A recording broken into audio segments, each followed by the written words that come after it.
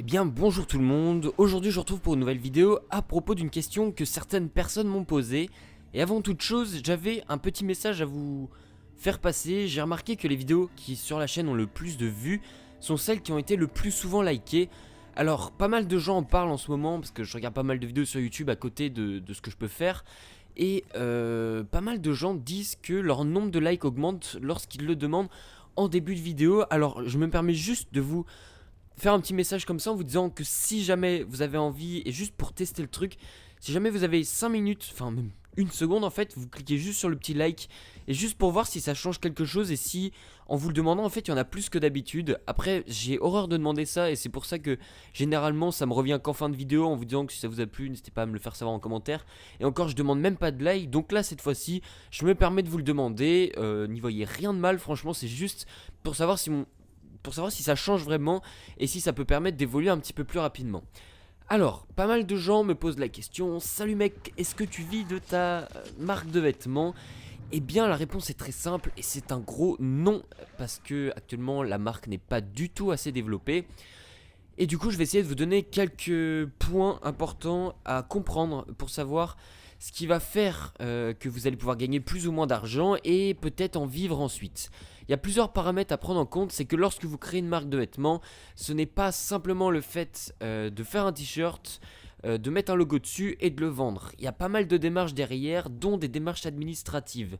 Il faut bien évidemment vous déclarer en tant qu'entreprise, et pour ça il y a pas mal de démarches. Mais je souhaite pas forcément tout vous détailler non plus, parce que d'un côté il y a des gens qui me posent des questions: comment on fait pour mettre ça sur le site, et comment on fait pour faire ça, genre c'est chaque étape, il faudrait que je vous les explique.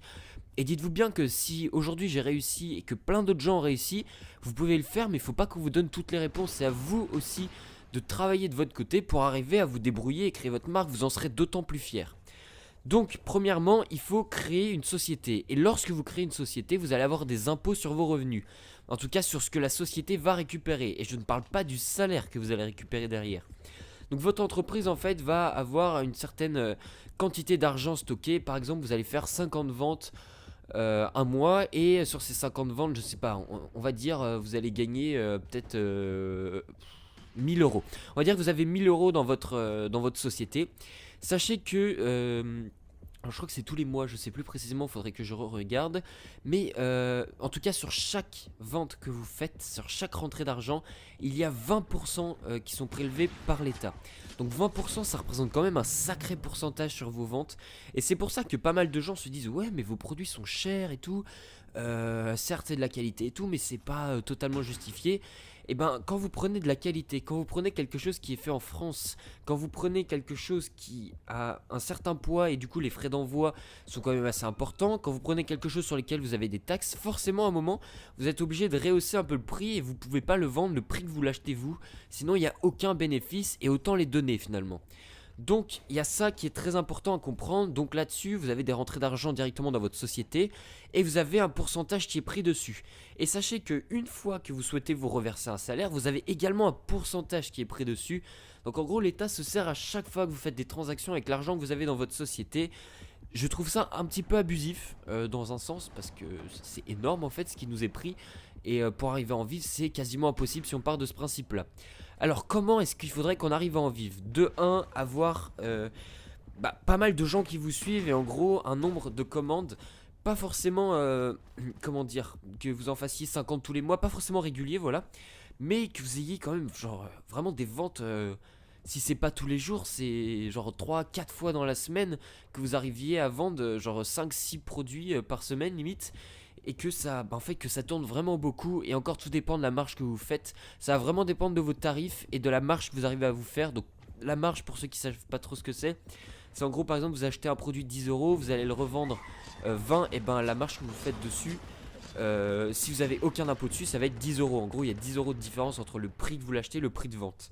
Donc ça, c'est quelque chose de très important à comprendre.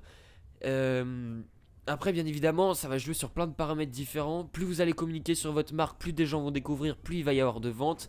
Si vous faites des bonnes collabs avec des gens, ça va peut-être vous propulser vos ventes et vous donner pas mal de sous. Et c'est là où il faut pas se précipiter à sortir des salaires et tout. Il faut vraiment que vous preniez tout en compte. Et alors, je suis loin d'être le mieux placé pour vous en parler, mais c'est justement parce que j'ai eu des questions que je me permets de vous en parler.